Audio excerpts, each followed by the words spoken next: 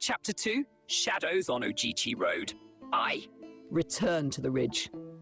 The sun dipped low by the time the Finn wagon rattled off the main road and onto the narrow dirt trail leading back toward their ridgetop homestead. The mules snorted and tossed their heads, still agitated from the day's commotion in Savannah. The forest around them thickened, dark pines rising like the ribs of some great beast, cicadas screaming their evening chorus. Saoirse sat on the edge of the wagon bed, boots hanging off the side, her fingers rubbing absently at the faint dried blood on her shirt where Shep Collins had bumped into her earlier. Her face stung where her father had checked her cheek for bruising. Her mind was far away though, lost in the warmth of a voice she wasn't supposed to hear. Eli. His name echoed softly in her chest like a heartbeat she tried to ignore. Matthew Finn walked beside the wagon with a slow, steady gait, smoking one of his hand-rolled cigarettes. The sharp scent of his homegrown leaf drifted behind him. He wasn't talking, not since they'd passed the sheriff's office. Not since he'd seen his daughter standing too close to Elias Walker outside the tailor's. Up ahead, Matthew Jr. rode on the lead mule, one hand holding the reins, the other turning a freshly received letter over and over between his fingers. The parchment edges were soft and worn from being read too many times already. Colette Moreau's looping, careful handwriting peeked where he'd cracked the seal. He smiled to himself, faint and private, but even he could sense the pressure building in the air between Pa and Saoirse. Finally, Matthew ground his cigarette out under his boot and spoke. "You had something you wanted to tell me, girl," he said without looking at her. Saoirse tensed. "I just went to see about fabric. I told you." "You ain't fooling me with that," he said. "I saw who you were talking to." Saoirse swallowed. "Eli didn't do nothing. He just... That boy ain't your concern," Matthew cut in, voice low and steady. "Nor is his family. I'll not have a Walker poking round mine." Saoirse's jaw clenched, anger rising, but so did the sting of guilt. She knew what Pa carried from years of feuds, fights, and betrayals. The Walkers were part of that history. Still, he's kind, she murmured, barely audible. And he listens. Matthew's eyes sharpened. Men listen when they want something. You remember that? When he said nothing more, she slid back into silence. Matthew Jr. finally glanced over his shoulder and muttered, "Pa, she ain't a child." Eli seemed respectful. Matthew shot him a glare. "I'll not hear my own son defend a rival clan's boy." Matthew Jr. lifted his palms in surrender. "Just saying." Saoirse's cheeks flushed with heat. She wanted to argue, wanted to scream, but the weight of her father's word was iron. They rode in silence again. Above them, a hawk circled the ridge. No, its cry slicing the dying light, a sign Whitley would call a warning, a spirit turning its gaze. And Matthew felt it too, even if he didn't say it. Something was coming, something dark. Morrigan moved like a shadow through the Ojichi forest, every footstep soft, every breath controlled. Her bow rested in her hand, the hunting knife at her hip still faintly stained from skinning rabbits that morning. She knew the woods well, better than most men, almost as well as her father. A faint wind skimmed across her cheeks, bringing with it the smell of sap, old bark, and something else. Something musky, powerful, deep like thunder in the earth.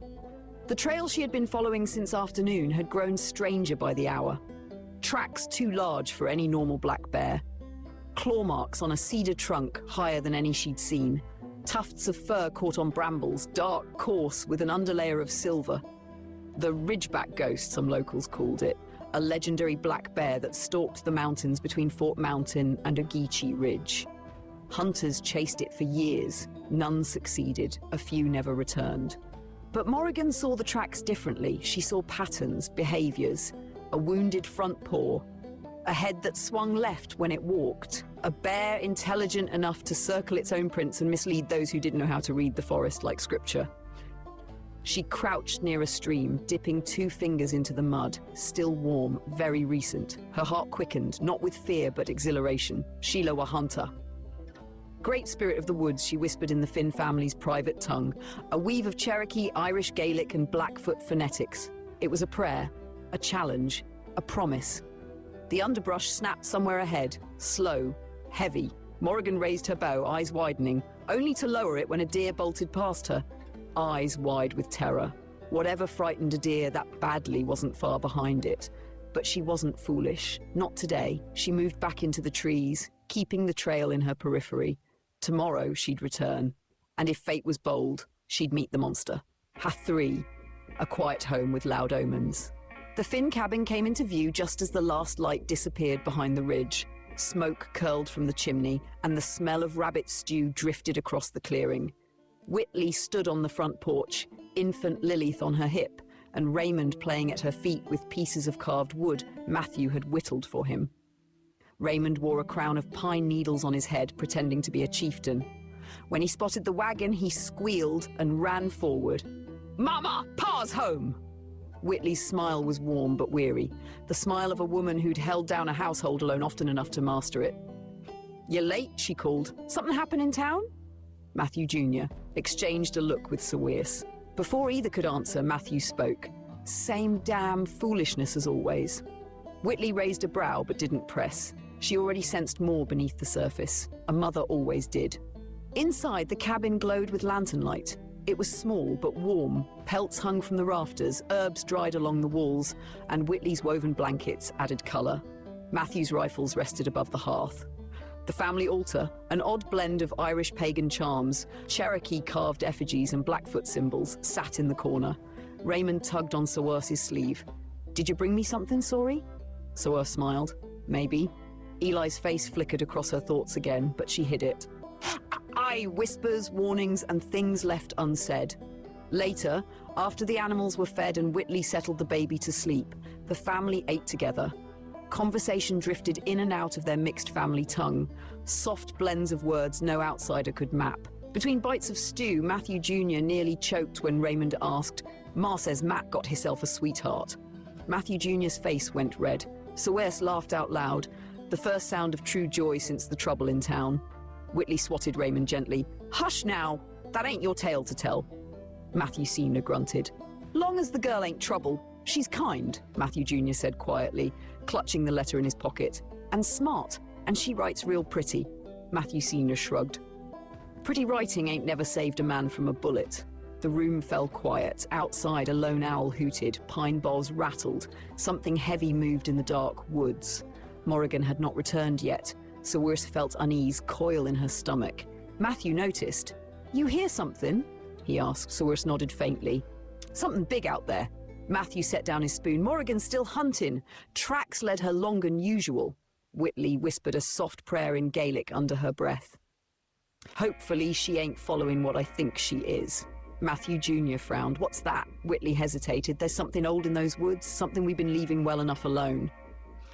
Matthew's jaw tightened. He knew the stories too. Before more could be said, a knock sounded at the door. 3 sharp raps. No one froze exactly, but the room stiffened. Matthew rose silently, hand on the pistol at his hip. He opened the door. A man stood on the porch. Tall, pale, wearing a black suit and a hat too clean for a man of the frontier. The same man from town, the stranger whose eyes had lingered too long. His voice was calm. Too calm. "Evening," he said. "Apologies for the hour. I'm looking for a young woman, name of Morrigan Finn." Matthew's expression barely shifted, but something dangerous flickered beneath it. "What business you got with my daughter?" The pale man's smile did not reach his eyes. "Just want to ask her a question or two." Matthew stepped out onto the porch, blocking the doorway with his body. "You best ask me instead." The stranger tilted his head slightly. "Very well," he said. "I suppose she'll come home soon enough." His gaze slid past Matthew, into the cabin, straight towards Saoirse. A chill ran down her spine. Then the man tipped his hat. "You all have a good night." He walked away into the dark, silent as a shadow. Matthew closed the door slowly. Whitley whispered, "Bad omen." Matthew answered quietly, "No, much worse." And in the woods behind the cabin, Morrigan followed the trail of the legendary beast. Unaware she was no longer the only hunter out there.